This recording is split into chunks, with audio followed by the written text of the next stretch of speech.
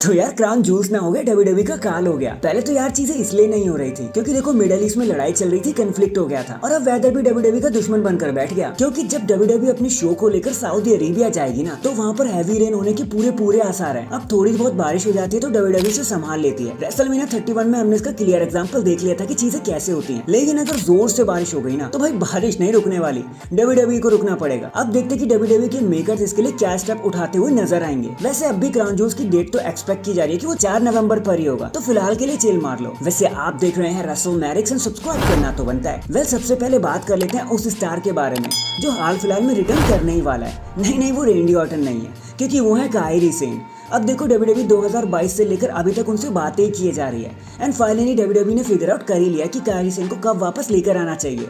अभी डेट तो फाइनल नहीं हुई है बट डब्ल्यूडब्ल्यूई ने मन बना लिया है कि इस साल के खत्म होने से पहले हम उन्हें रिटर्न करवा लेंगे।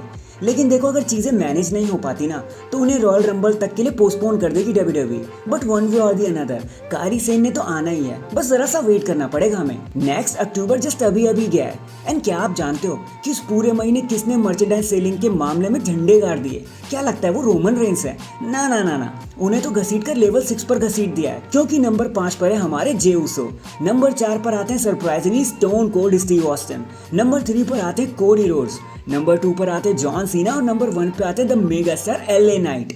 वैसे ये एलए नाइट के लिए बहुत बड़ी फीट है यार क्योंकि किसी स्टार के मर्चेंडाइज अगर इस तरीके से स्ट्रांगली सेल होते हैं तो डब्ल्यूडब्ल्यूई उनको बहुत ज्यादा पुश करने लगती है। सो एलए नाइट के तो एकदम मजे आ गए, उनकी तो हर जगह से बल्ले बल्ले है। इसके बाद जैसा कि मैंने आपको बताया ही था अपनी क्राउन जूस वाली वीडियो में कि कैसे ड्रू मैकिंटायर अपनी टाइटल को जीत सकते हैं, तो सी अब वो रैंकिंग में सबसे ऊपर ट्रेंड कर रहे हैं कि वही फेवरेट माने जा रहे हैं कि वो सेथ रॉलिंस को हराकर टाइटल को जीत लेंगे। एंड इसी के साथ लोगन पॉल भी अपने मैच में टॉप करके बैठे हैं कि हमें मिल सकता है एक न्यू यूनाइटेड स्टेट चैंपियन और रे मिस्टीरियो इस मैच को हार जाएंगे। वैसे अगर इतना सब हो रहा है ना तो क्राउन जूल एक बड़ा पेपर व्यू है, ये तो साबित हो ही जाएगा क्योंकि लैंडस्केप काफी हद तक चेंज हो जाएगा अगर ये सारी चीजें हो जाती हैं तो। लेकिन अब देखते हैं कि इन प्रेडिक्शन में कितनी ज्यादा सच्चाई है। अब इसका जवाब तो हमें इन 2 दिनों में मिल ही जाएगा जब क्राउन जूल हमारे सामने होगा। नेक्स्ट द वाइकिंग रेडर के एरिक कुछ टाइम पहले इंजर्ड हो गए थे जिसकी वजह से उनका एक मैच जो न्यू डे के साथ होना था उसको कैंसिल करा दिया गया।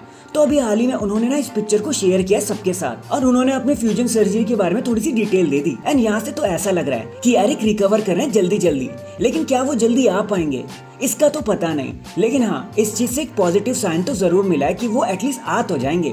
साथ ही साथ लास्ट मंडे नाइट ड्रॉ में हमने देखा कैसे जिया ली की एक सुपर किक ने कैंडिस लेरे के पर खच्चे उड़ा दिए और वो नॉकआउट ही हो गए और उस वजह से मैच भी रोकना पड़ गया बीच में ही। लेकिन अगर आप ये सोच रहे हो कि वो सच में इंजर्ड हो गई हैं तो यार ऐसा बिल्कुल भी मत सोचो क्योंकि कैंडिस एकदम भली चंगी है, एकदम ठीक है। वो बस स्टोरी लाइन का पार्ट है तो चिल, ऐसा कुछ भी नहीं हुआ है, वो इंजर्ड नहीं हुई है, सिर्फ स्टोरी लाइन का पार्ट है वो। इन दी एंड रेंडी ऑर्टन के रूमर्स अब बस और ज्यादा जोर पकड़े जा रहे हैं। नॉट ओनली कि वो आ ही जाएंगे लेकिन बल्कि क्राउन जूल्स के लिए भी।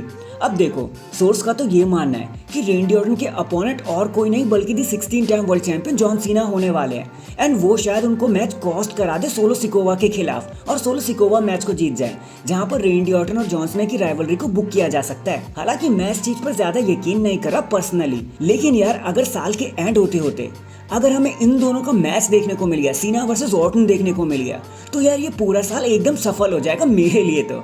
वैसे दैट इज इट गाइज, आज के लिए तो बस इतना ही। आपको क्या लगता है ऑर्टन वर्सेस सीना साल को खत्म करने के लिए एक अच्छी राइवलरी है क्या? कमेंट करके जरूर बताना। एंड चैनल पर नया है तो चैनल को जल्दी से लाइक एंड सब्सक्राइब कर दो। बाकी मैं मिलता हूँ आपसे किसी और अपडेट के साथ, तब तक के लिए अपना ख्याल रखें और खुश रहें।